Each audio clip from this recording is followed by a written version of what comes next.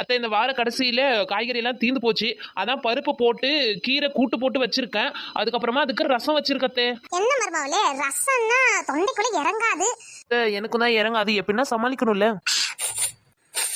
என்ன அத்தை மோப்பம் முடிக்கிற மாதிரி இருக்குது? நாய் ஏதாவது கடிச்சிச்சா? ஒருவேளை நாய் குணம் வந்துருச்சா? வெறி பிடிச்ச மாதிரி. எத்தே என்னத்த நல்லா தானே இருக்கீங்க? எனக்கு என்ன மருமகளே, நான் கல்லு மாதிரி இருக்கு. நீங்க கல்லு மாதிரி தான் இருக்கிறீங்க. கொஞ்ச நேரத்துக்கு முன்னாடி மோப்பம் முடிச்ச மாதிரி இருந்தீங்களா, அதான் கேட்டேன். மருமகளே, உனக்கு வாசம் எதுவும் வரலையா? என்ன வாசனத்தை? பக்கத்து வீட்டு பரிமளா மீன் வருக்கான்னு நினைக்க, அதான் மன கம கமன்னு வருது வாசனை. ஆமாத்த ஆமா, பரிமளா விட்டு வீட்டுல இருந்து தான் வாசனை குப்பு குப்புன்னு வருதுத்தே. அவ கொடுத்து வச்ச மகராசி. இன்னைக்கு அவ வீட்டுல மீன் குழம்பு வறுவல்னு வச்சு நல்ல வகை வகையா சாப்பிடுவா. என்னத்த இப்படி பெருமிச்சு விடாதீங்க, ஒரே அதே விட்டுற போறீங்க. அதெல்லாம் எனக்கு ஒண்ணு ஆகாது. நான் 100 வயசு வரலும் உசுரோட தான் நல்லா இருப்பேன். அதானே 100 வயசு இருந்து என் உசுரை வாங்கணும். மருமகளே, மருமகளே, என்னத்த? என்ன அந்த பக்கம் திரும்பி உட்கார்ந்துட்டு பொலம்புற புலம்புற? உசுருக்கு கேக்குது? கேட்டுச்சா? ஆமா, எனக்கு கேட்டுச்சு. பதில் சொல்லு.